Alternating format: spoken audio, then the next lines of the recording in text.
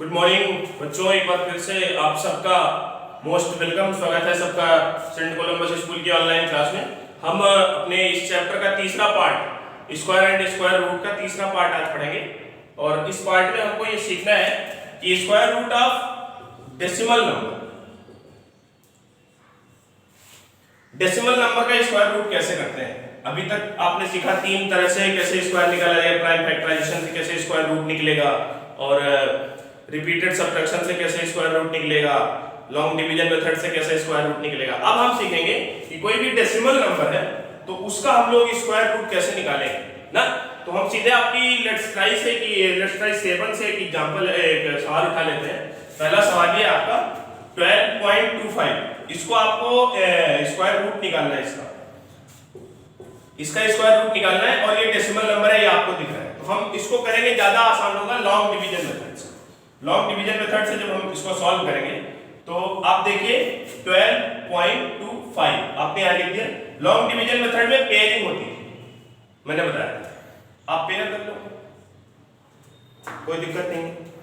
अब आप क्या करेंगे, इसको सॉल्व करने के लिए मैंने बताया था यहां जो लिखेंगे वही यहां लिखेंगे। यहां 1 लिखते हैं तो 1 1 जा 1 और जा सकता है, 2 2 12 में ले जाएंगे, 2 2 जा 4 और जा सकता है, 3 3 जा 9 और एक बार ट्राई करते हैं, 4 4 जा 16, ज्यादा होगा।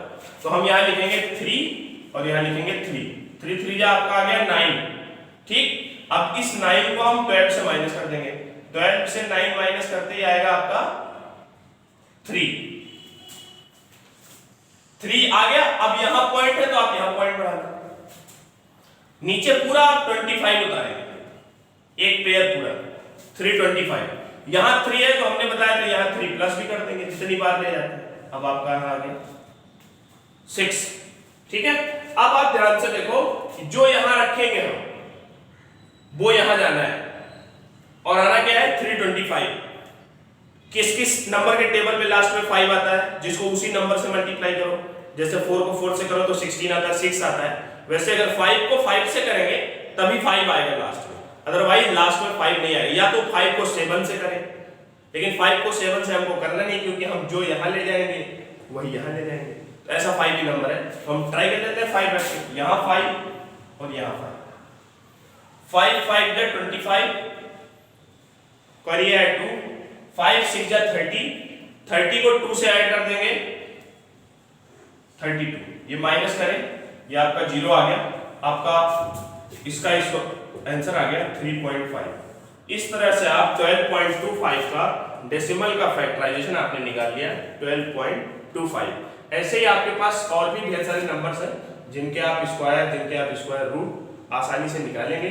जो भी आपको कोई भी किसी भी तरह की कोई भी नंबर दे दो, आप कोई भी नंबर ले लो, वो कोशिश करो कि परफेक्ट स्क्वायर होगा अगर किसी नंबर का, तो ज्यादा आसानी से निकलेगा और आप आसानी से कर पाएंगे। तो इसमें और भी ढेर सारे वीडियोस बना, आप खुद से करके देख सकते हो। जैसे आपको मान लो दे दिया गया, कोई भी नंबर दे दिया गया, मान लो 18 का स्क्वायर 324 है, 19 का स्क्वायर है 361, मान लो आपके पास ये ऐसे नंबर दे दिए 3.61, और इसको कहा जाए आपको कि आप इसको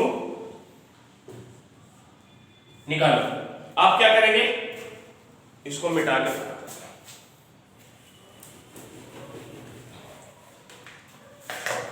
ऐसे आपको दे दिया गया अंडर रूट के अंदर 3.61, कहा जाए इसका स्क्वायर निकालो ना।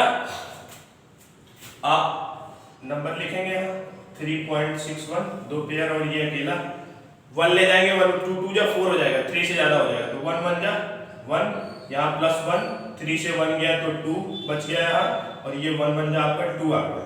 अब ये आपका पूरा 61 आ जाएगा। अब ऐसा कौन सा नंबर है जिसको उसी नंबर से मल्टीप्लाई करने पे 1 आता है, तो वो नंबर है 9 9 9 जा 81, तो 1 आएगा ना। तो यहाँ 9 और यहाँ पॉइंट पहले, उसके बाद 9, पहले ये पॉइंट भी तो बचा था, इसको ऊपर ले जाएंगे, उसके बाद 9। अब 29 को 9 से मल्टीप्लाई कर दो, 9 9 जा 81 और 9 2 जा 18 और 8 26, ये आपका 0 0 0 1.9, इसका आंसर आ गया 1.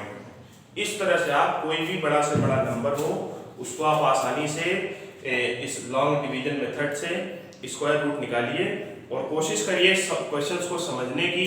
जो आपको जैसे कई बार आप लोग सवाल पूछते हैं गलत टाइमिंग पे पूछते हैं, जैसे आप आपकी जो क्वेरी का टाइम है क्लास का, उसी क्वेरी टाइम में आप पूछेंगे तो उस समय टीचर अवेलेबल होता है, वो फोन खोल के बैठा होता है, कंप्यूटर खोल के बैठा होता है कि चलो कोई बच्चा सवाल पूछेगा हम उसको रिप्लाई कर देंगे। लेकिन आप उसके अदर किसी टाइम में पूछे सर जल्दी बताइए बहुत जरूरी है, तो ये थोड़ा सा इसको आप बचाइए। वीडियो को एक दो बार और देखने की कोशिश करिए, कोई भी वीडियो किसी भी सब्जेक्ट का हो आपको समझ में आएगी चीजें और निश्चित रूप से आप उसको कर पाएंगे। एक और चीज है बस वो बता के ये आपका तीसरा चैप्टर खत्म होगा। किसी भी नंबर को एस्टीमेट कैसे करते हैं, लगभग कैसे ले आते हैं, उसको एस्टीमेशन कैसे करते हैं। जैसे आपने 4th 5th में पढ़ा होगा एस्टीमेशन कैसे। मान लो जैसे आपको दे दिया जाता है कि 200 या आपको दे दिया 28, कहा जाता था इसको नियरेस्ट 10 के बताओ किसके पास है, नियरेस्ट 10 में। तो 28 नियरेस्ट 10 में 30 के पास है। मान लो आपको दे दिया 218, कहा जाता था कि अब इसको बताओ कि नियरेस्ट 100 में किसके पास है, तो आप कहते थे 200 के पास है। 294 ऐसे दे दिया, 265 ऐसे दे दिया जाता, आप बताते थे ये 300 के पास है। ऐसे ही स्क्वायर रूट को कैसे एस्टीमेट करते हैं, अभी तो ये आपने नंबर एस्टीमेट करा है, अगर स्क्वायर रूट दे दिया जाए, कोई भी नंबर का स्क्वायर रूट दे दिया जाए तो आप उसको कैसे एस्टीमेट करोगे। जैसे मान लो आपको दे दिया गया 61, कहेगा इसको एस्टीमेट करके आंसर बताओ। आप देखो कि 60 के और 70 के बीच में कोई ऐसा नंबर है जो किसी का परफेक्ट स्क्वायर है, 1 से लेके 9 तक के नंबर का या उससे बड़े नंबर का। 61 है तो निश्चित रूप से 1 से 9 का होगा। तो आप देख पाते हैं कि 8 का स्क्वायर जो है वो 64 है। इसके अलावा 60 से 70 के बीच में कोई ऐसा नंबर नहीं है जो किसी का परफेक्ट स्क्वायर है। एक नंबर है वो है 64 जो किसका स्क्वायर है, 8 का। तो हम लोग जब √61 को एस्टीमेट करेंगे तो ये हो जाएगा √64 और इसकी वैल्यू आ जाएगी 8।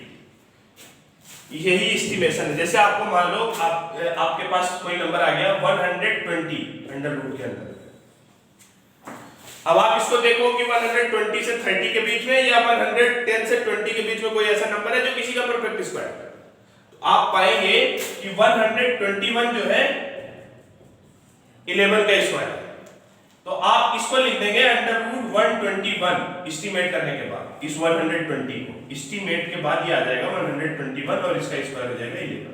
इस तरह से आप ये एस्टीमेशन है, एस्टीमेट करके क्वेश्चंस को लगाइए। जो चीजें नहीं समझ में आती हैं वो आप हमको मैसेज करिए, सवाल पूछिए और जो भी और क्वेश्चन आपके मन में आते हैं उनको भेजिए। लेकिन आप ये याद रखिए कि उसका प्रॉपर टाइमिंग ठीक होना चाहिए।